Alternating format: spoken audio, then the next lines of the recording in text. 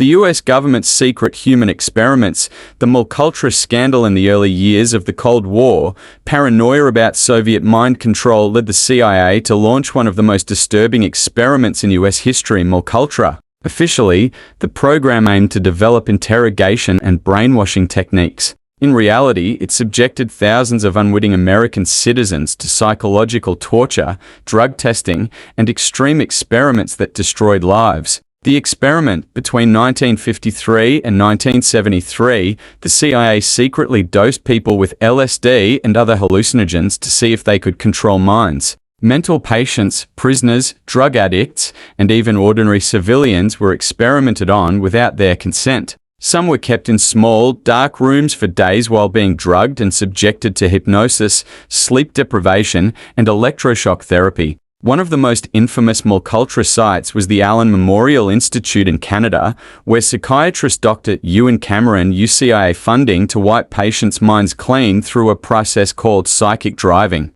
Patients who went in for mild depression or anxiety came out unable to remember their families, their childhoods, or even basic motor skills. The tragic death of Frank Olson. In 1953, Dr. Frank Olson, a CIA scientist working on Mulcultura, began questioning the ethics of the project. Shortly after attending a CIA retreat, he was secretly dosed with LSD by his colleagues. 9 days later, he fell to his death from a New York hotel window. The government ruled it a suicide, but decades later, his family discovered his body showed signs of a struggle suggesting he was murdered. The cover-up for 20 years, the US government denied Mulcultura existed. But in 1975, a congressional investigation exposed the program after 20,000 classified documents were accidentally discovered. The CIA director at the time, Richard Helms, had already destroyed most of the evidence, but what remained was enough to prove that the government had tortured its own citizens.